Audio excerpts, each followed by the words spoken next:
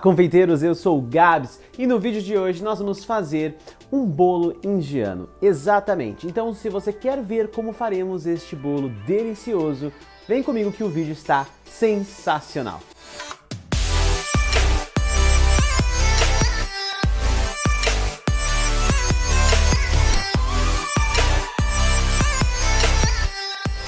Hoje a gente vai fazer uma massa de bolo de especiarias recheada com doce de leite. Vamos fazer um semi-naked, onde a gente vai utilizar as decorações da semana passada para compor este bolo. Então faremos um semi-naked árido, meio bege, amarronzado, com suculentas e cactos no topo. E para isso a gente decidiu fazer um bolo indiano, é aquele bolo de especiarias com doce de leite, e eu preparei uma receita muito boa para ser passada hoje aqui para vocês. Então vamos falar primeiro dos ingredientes que nós vamos precisar para essa receita e a função deles, que é a coisa mais importante que a gente precisa saber para entender o que acontece nesse modo de preparo. O primeiro ingrediente que a gente vai utilizar são ovos, e aqui os ovos vêm em grande quantidade porque os ovos vão ajudar a trazer umidade, leveza, estrutura e aeração. Então a gente vai utilizar as gemas dos ovos para emulsionar essa mistura. Ela traz um pouco de gordura também, cor, sabor, e as claras vão ajudar a dar estrutura e leveza para essa massa, porque a gente vai bater essas claras depois no final em forma de neve junto com uma parte do açúcar, e aí então a gente vai ajudar a dar a leveza que essa massa de bolo precisa.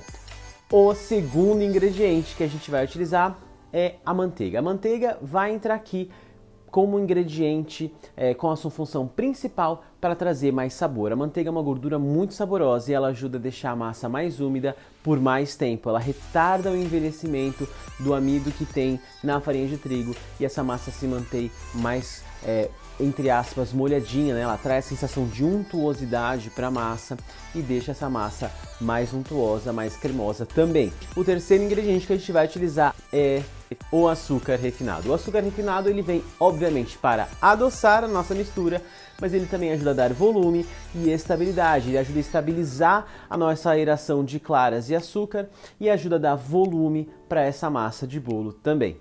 O quarto ingrediente que a gente vai utilizar é a farinha de trigo. A farinha de trigo é um dos ingredientes mais importantes para se fazer bolos e ela ajuda a dar estrutura e elasticidade e deixar a nossa massa no formato que a gente precisa e na textura que a gente precisa também.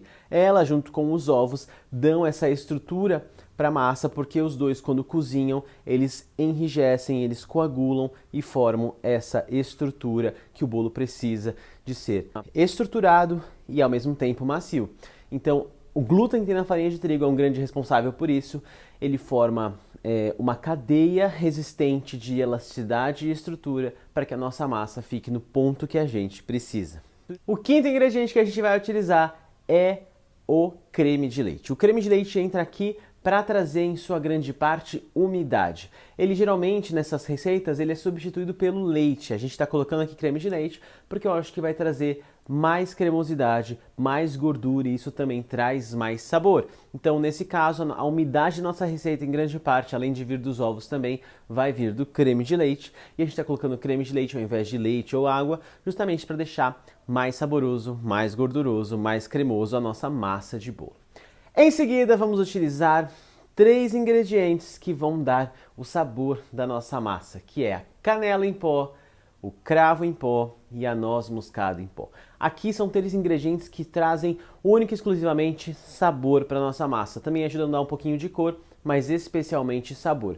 E aqui isso é opcional. Você pode colocar mais quantidade, menos quantidade, pode colocar outra variedade de especiarias se você preferir também. Então, essa é uma parte da receita que ela é um pouco mais maleável em termos de quantidade, justamente por ser apenas um fator de sabor. Outro ingrediente que vamos utilizar aqui hoje é o fermento em pó. O fermento em pó ajuda a massa a expandir e crescer no forno, e aí isso traz uma leveza maior para a nossa massa, então ele entra também aqui na nossa receita. E o último ingrediente que a gente vai utilizar é o sal. O sal, ele é um realçador de sabor, então a gente coloca ele para ele levantar todos esses sabores que a gente vai adicionar aqui nessa massa e trazer também um equilíbrio, traz um contraponto à quantidade de açúcar que a gente coloca na massa também.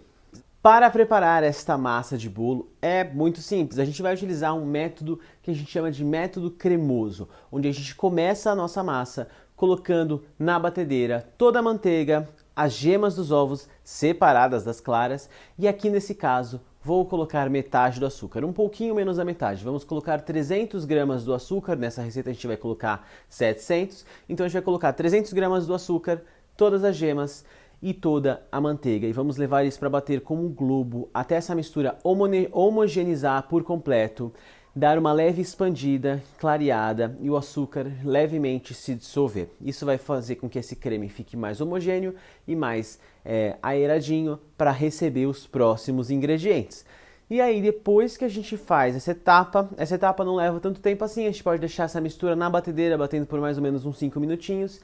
A gente vai começar a adicionar outros ingredientes secos e úmidos. Então, depois que a gente bateu gemas, manteiga e uma parte do açúcar refinado, a gente vai adicionar a gente pode previamente misturar todos os secos, então você pode num bowl colocar a farinha de trigo, o fermento, o sal, a noz moscada, a canela e o cravo. E aí nessa parte, depois que a gente já bateu o nosso creme na batedeira, a gente vai intercaladamente adicionar esses ingredientes secos e o creme de leite. Então você coloca um pouco da farinha, coloca um pouco do creme de leite e mistura isso. Aqui não tem segredo, não tem perigo de abaixar nenhuma aeração, porque a gente ainda não adicionou a aeração a essa mistura.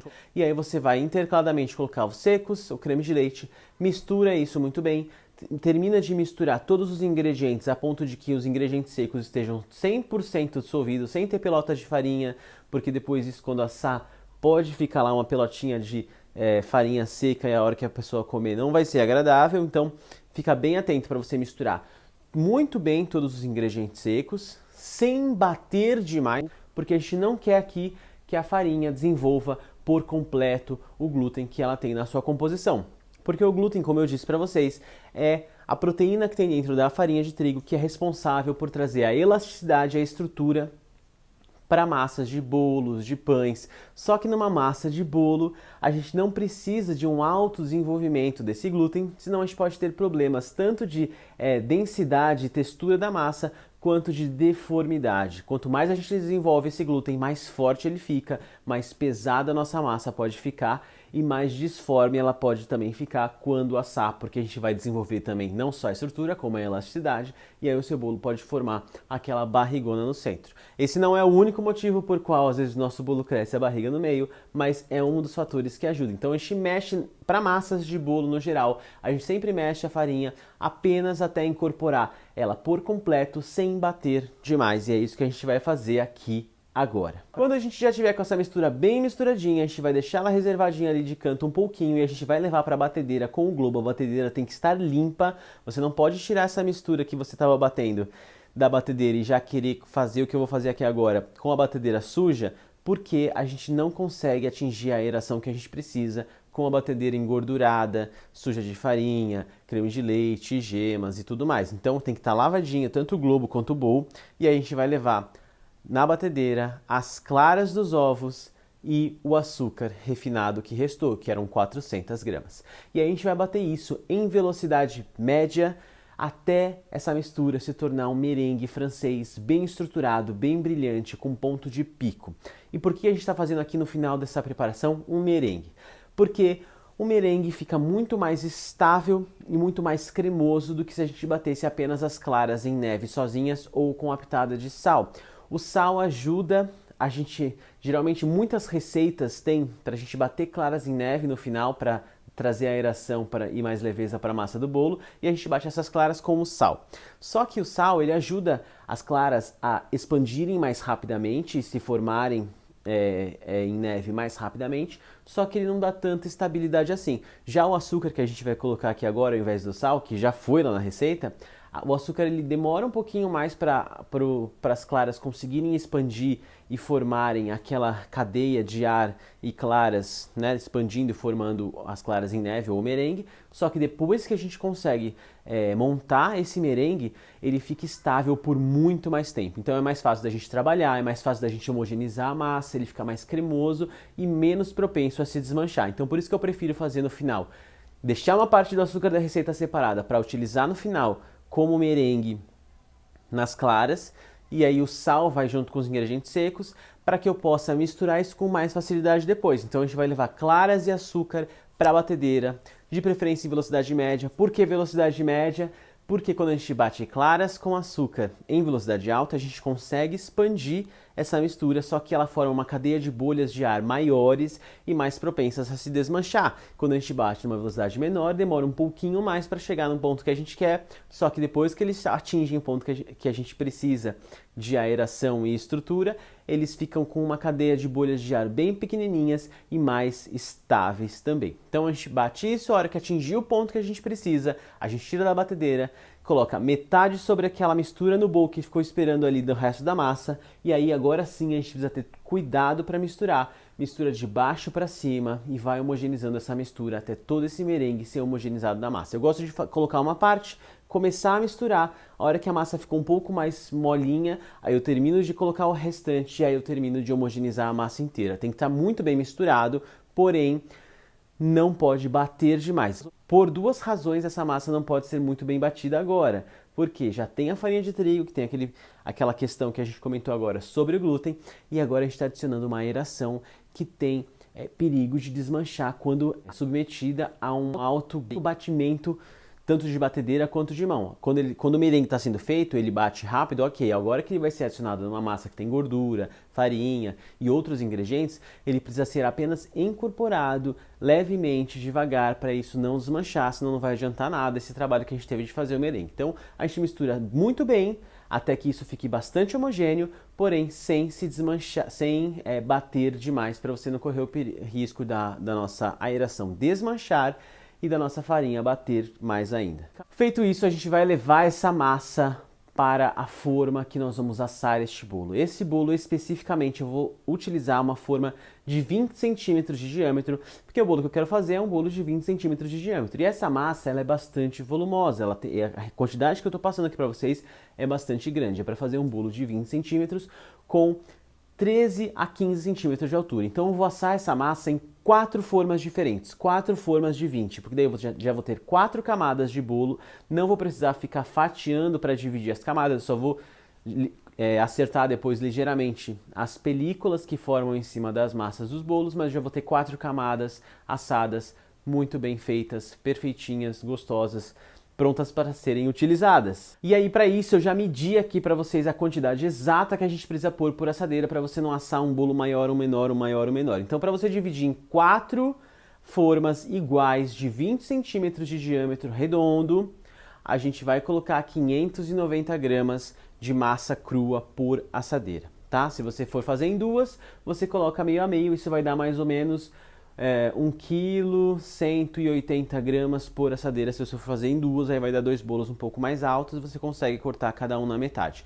Não aconselho assar tudo numa forma só se você for fazer na forma de 20. Se for uma forma maior, aí não tem problema. Por exemplo, se eu fosse utilizar uma assadeira retangular de 30 por 40, essa massa cabe inteira numa forma só. Se eu for utilizar uma forma redonda de 35 centímetros de diâmetro, essa massa também cabe numa forma só. Agora, como aqui a gente está utilizando uma forma de 20, que é mais estreita, o interessante é você assar em no mínimo 2 formas, aí você pode escolher em assar em 3 e assar em 4. Se você for assar em 4, que é o que eu vou fazer aqui, 590 gramas por assadeira. E aí a gente vai levar isso para forno médio, que é mais ou menos aí uns 170 graus, por mais ou menos 40, 45 minutos. Lembrando que tempo e temperatura de forno sempre vão variar dependendo do forno que você está utilizando. Alguns fornos são mais potentes, outros um pouco mais fracos. O interessante é você saber o forno que você está utilizando para poder obter um resultado ideal. Como que eu faço para ver se o bolo está pronto?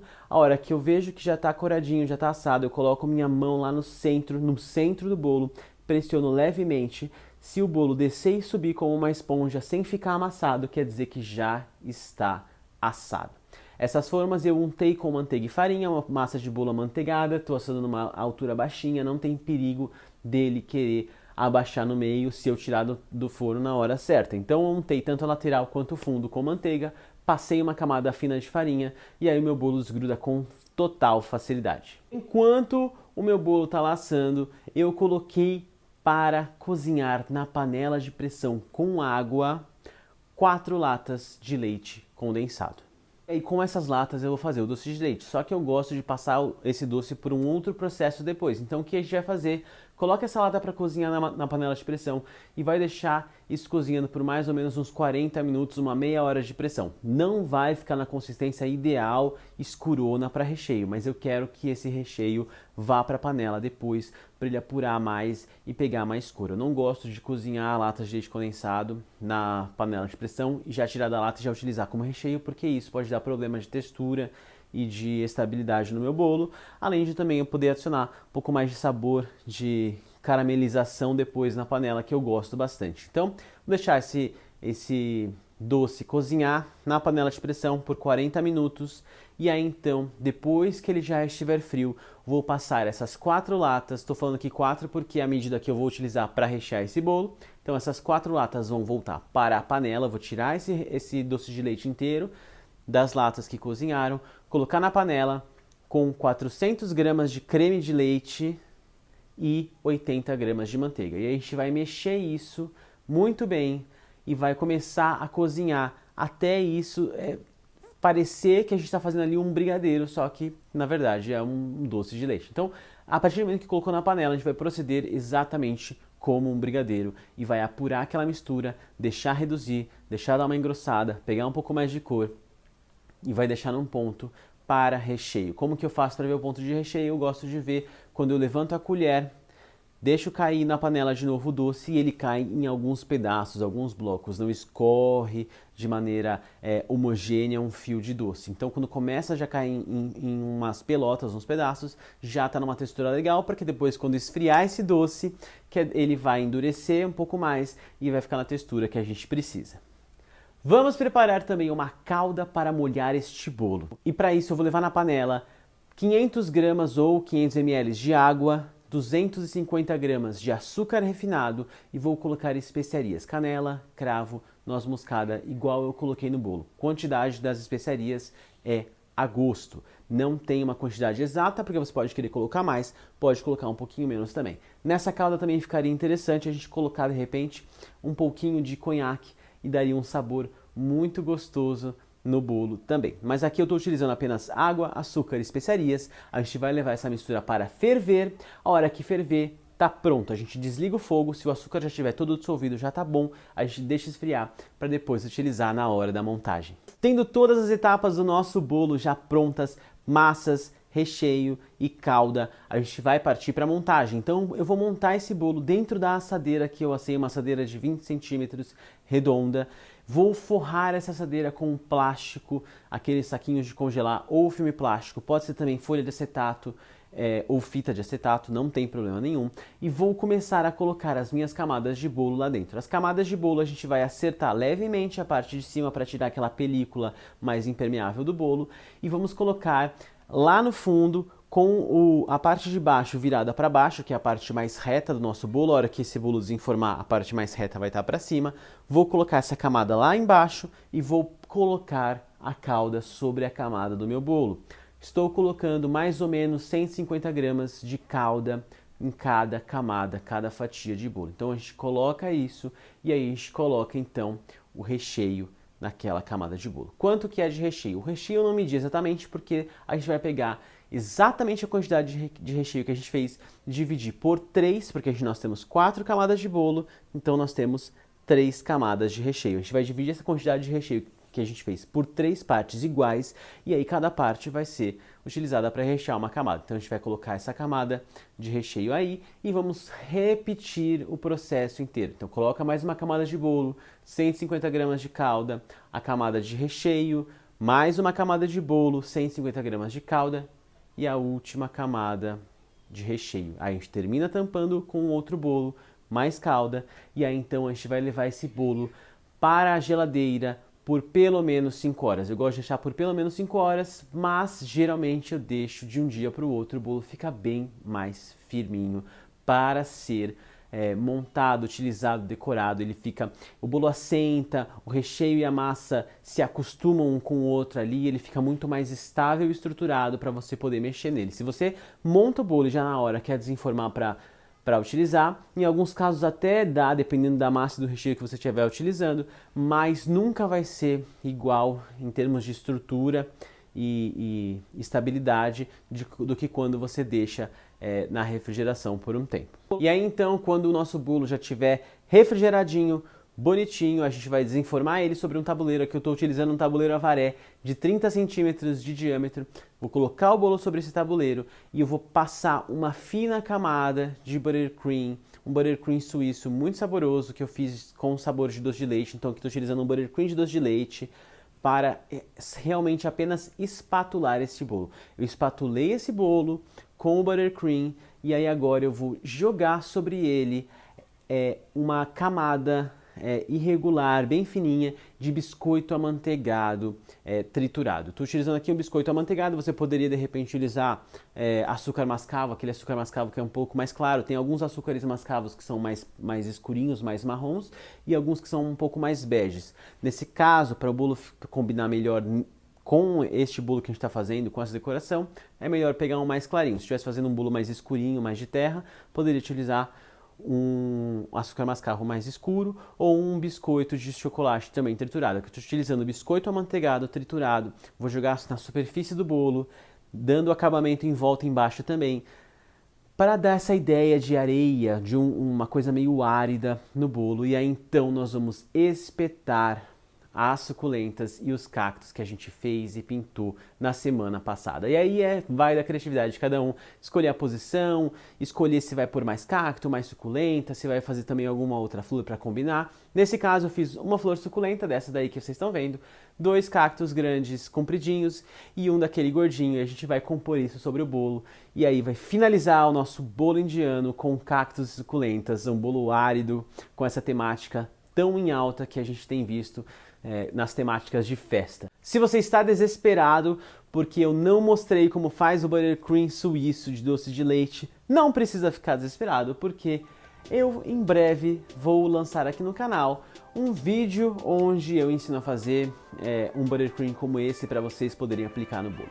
Vocês podem utilizar nessa parte de espatular o bolo não só esse buttercream, você pode utilizar chantilly, pode utilizar merengue, pode utilizar outros cremes, chantininho, você pode utilizar também para dar essa espatulada no bolo, ou pode também simplesmente utilizar o bolo naked sem nada espatulado. Eu gosto muito desse efeito que o bolo deu para esse caso de decoração, então eu fiz esse buttercream suíço de doce de leite. Em breve no canal eu ensinarei para vocês. Se você quer ver esse vídeo do buttercream, comenta aqui embaixo, deixa um comentário falando que você quer ver, senão eu não vou gravar. Porque se ninguém quer, eu não vou gravar. Então se você quer ver este buttercream, coloca aqui embaixo nos comentários que eu vou fazer para vocês o vídeo ensinando a fazer este creme.